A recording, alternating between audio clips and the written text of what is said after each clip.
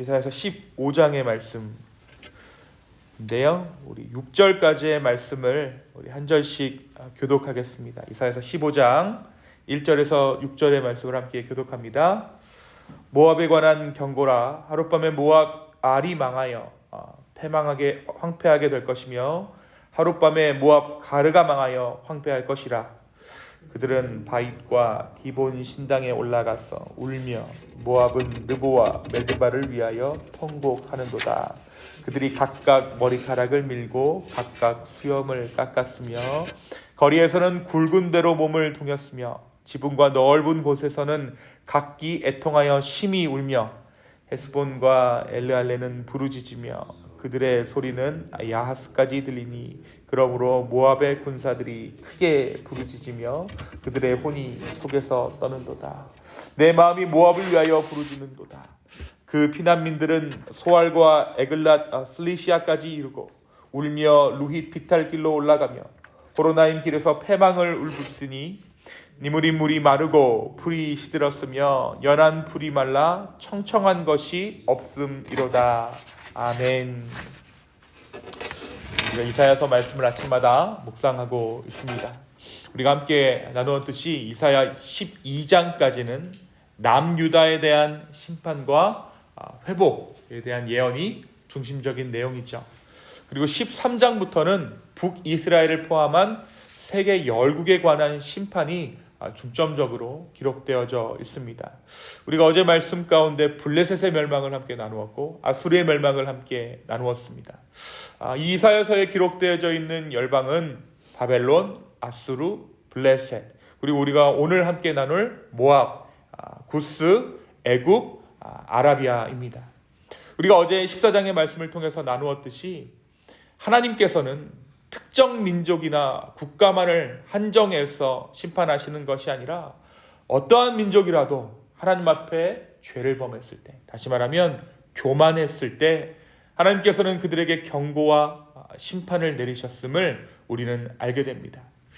오늘 말씀 15장에서부터 16장의 말씀은 모압에 대한 경고, 심판에 대한 예언이 담겨져 있습니다. 그런데 여러분, 다른 예언들과는 다르게 모압에 대한 경고에는 고유명사들이 많이 등장해요. 지명들이 특별히 많이 등장합니다. 다른 데는 다른 나라를 예언할 때는 특정한 지역을 하나님께서 말씀하시지 않는데 이 모압에 관한 예언을 하실 때는 하나님께서 지명을 말씀해 주세요. 이것이 어떠한 의미냐면 이것이 어떤 신화나 가상의 이야기가 아니라 실제로 일어날 이야기라는 것을 더욱 확실하게 말해주는 것입니다. 1절에 등장하는 모압의 알과 기르는 아르논강 남쪽의 성읍입니다. 이스라엘 땅이 아닌 모압의 원래 영토죠. 이사야 선지자는 이 두 성읍이 하룻밤에 망하여 황폐하게 될 것이다 라고 예언하고 있어요. 하룻밤에 망하고 황폐하게 된다는 것은 갑작스럽게 아무도 예상하지 못한 상태에서 그들 가운데 심판이 닥칠 것이다 라고 하나님의 예언이 임한 것이죠. 2절에서 말하고 있는 이 그들이란 모압의 이 알과 기르에 거주하는 거주민들입니다. 그들은 자신들이 섬기는 신에게 제사하는 우상 산당에 올라가서 멸망을 슬퍼하며 울게 될 것이다 라고 말씀은 기록합니다. 2절에 보니까 모압은 느보와 메드바를 위하여 통곡하는도다. 그들의 각각 머리카락을 밀고 각각 수염을 깎았으며, 그러니까 머리카락을 밀고 수염을 깎을 정도의 슬퍼하며 애통하는 일들이 그 땅 가운데 있을 것이다. 여기서 느보와 메드바는 북쪽 지역이죠. 그러니까 그 지역까지 가서 사람들이 통곡하는 일이 있을 것이다 라고 이사야 선지자가 예언하고 있는 것입니다. 이 4절에 등장하는 헤스본과 엘르알레, 야하스 성읍들은 사해 최북단에서 조금 위쪽, 요단강 남단에서는 동쪽에 있는 성읍들입니다. 이스라엘 르우벤 지파가 차지했던 가장 북단의 성읍이에요. 2절에 나오는 이 두 성읍과 마찬가지로 모압이 이스라엘로부터 빼앗았던 성읍들입니다. 모압의 군사들이 모압의 북방 한계선에서 영토를 지키는 군사라고 우리가 생각했을 때 모압 국민들이 슬피 울부짖는 소리에 모압의 국경 방위 군사들까지 두려움에 사로잡히게 된다라는 말씀이 오늘 말씀 가운데 기록되어져 있는 것이죠. 한 가지 오늘 말씀에서 조금 특이한 부분은 이사야 선지자가 이 예언을 전할 때 자신의 심정이 어떠한지에 대해서도 오늘 말씀이 기록하고 있다는 거예요. 하나님께서 워낙 상세하게 지명까지 정해주셔서 말씀해 주셨기에 아무리 이방 민족이었지만 모압의 멸망을 생각했을 때 그의 마음이 무거웠던 것입니다. 5절 한번 볼까요? 5절에 보니까 내 마음이 모압을 위하여 부르짖는도다. 이것이 이사야 선지자의 마음이었다라는 거예요. 이사야의 마음이 패망할 모압을 생각할 때 애통해서 부르짖을 정도니까 그 비참함이란 엄청나다는 것을 우리가 예상할 수 있습니다. 그리고 이사야의 이 예언 이후에 모압은 역사적으로 바벨론에 의해 실제로 패망했다라고 전해지고 있습니다. 하나님의 예언의 말씀이 이루어진 것입니다. 사랑하는 성도 여러분, 오늘 말씀 우리에게 무엇을 말해주고 있을까요? 먼저 우리는 모압이 우상 숭배로 인한 하나님의 심판을 받았다는 것에 좀 깊이 생각해 볼 필요가 있습니다. 그들이 멸망했던 이유, 그것이 무엇인가? 앞서 나라들이 블레셋과 바벨론이 교만함 때문에 망했다면 이 모압은 우상 숭배 때문에 망했습니다. 모압은 아브라함의 조카 롯의 후손들이죠. 아브라함의 후손인 이스라엘과 형제 국가였습니다. 하지만 그들은 하나님이 아닌 우상을 섬겼습니다. 그리고 그들의 우상 숭배는 이스라엘까지 영향을 끼쳐 이스라엘까지 병들게 했습니다. 하나님께서는 이러한 모압의 죄를 관가하지 않으시고 그들을 심판하셨습니다. 그렇다면 여러분, 왜 사람들은 우상에 빠져드는 것일까요? 우상은 희생을 말하지 않습니다. 우상은 헌신을 말하지도 않습니다. 우상은 거래하자고 해요. 내가 시간을 드리고 돈을 드리면 상응하는 대가를 주겠다라고 말하는 것이 우상이에요. 그러니까 뭔가 보장되어 있고 보증되어 있는 것처럼 우리를 유혹하는 것이죠. 그러나 우상은 점점 우리의 삶을 병들게 하고 꼼짝 못하게 만들어 인생을 파멸의 구렁텅이로 몰아넣습니다.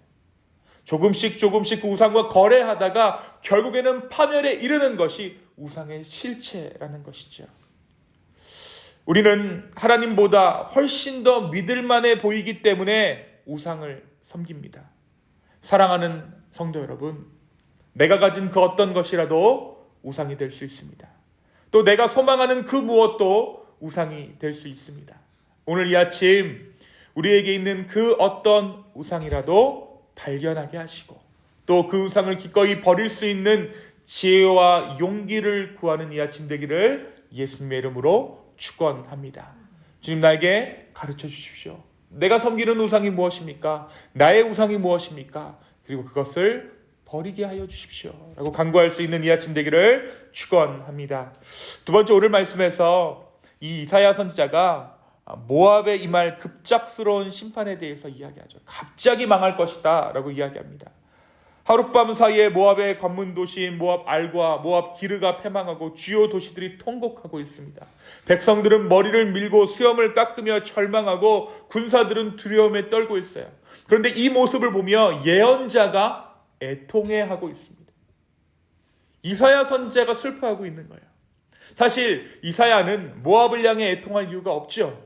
그는 하나님께서 세우신 유다의 선지자이기 때문입니다.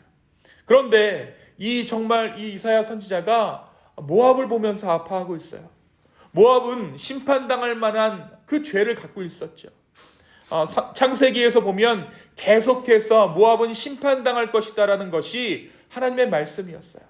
그런데 예언자는 패망하는 모압을 보며 가슴 아파합니다. 어쩌면 이것은 하나님의 마음이요, 하나님의 백성인 우리가 품어야 할 마음이 아닌가 생각해 보게 되는 대목이에요. 벌을 내리시면서도 징계하시면서도 아파하실 수밖에 없는 하나님의 마음. 평소 사이가 좋지 않았던 이웃과 타민족 혹은 타 종교권의 재앙이 닥쳤을 때 우리의 마음은 어떠해야 되는가? 잘됐다, 벌벌만 했다라고 통쾌하는 것이 아니라 우리는 세상의 아픔 가운데서 아파하시는 그 그 하나님 아버지의 마음을 헤아려야 할 것입니다. 사랑하는 성도 여러분, 혼탁해져가는 세상 가운데, 나날이 갈 길을 잃어가는 이 세상 가운데, 또는 나와 사이가 좋지 않은 그 사람이 망해가는 것을 보았을 때, 여러분 어떠한 마음을 품고 계십니까? 이 아침 주님의 마음을 구하십시오. 하나님의 마음을 구하십시오. 그리고 선지자 이사야의 마음처럼 애통하며 그들 가운데 은혜를 달라고 구할 수 있는 저와 여러분 되기를 예수님의 이름으로 축원합니다. 이 시간 함께 기도하시겠습니다. 하나님 아버지, 오늘 다시 한번 말씀을 통해 우리를 깨워주심에 참으로 감사합니다. 우리는 연약하지만, 그래서 우리가 말씀을 듣고 살지는 못하지만, 그럼에도 불구하고 우리의 가운데 다시 한번 말씀을 주셔서 도전하시고 살아보고자 몸부림치게 하시니 참으로 감사합니다. 오늘 이 말씀 우리가 먹습니다. 주여, 우리가 이 말씀 먹고 이 말씀대로 살아가기를 소망합니다. 우리 안에 있는 우상들을 알게 하여 주시고 제거하게 하여 주십시오. 또한 정말 우리로 하여금 정말 기도가 필요한 자들을 위해 우리가 기꺼이 기도하게 하여 주시고 애통하는 마음 또한 허락하여 주시옵소서. 다시 한번 우리의 마음을 드립니다. 우리의 삶을 드립니다. 주여, 우리의 삶을 주관하여 주시옵소서. 감사합니다. 이 모든 말씀 예수님의 이름으로 기도하였습니다. 아멘.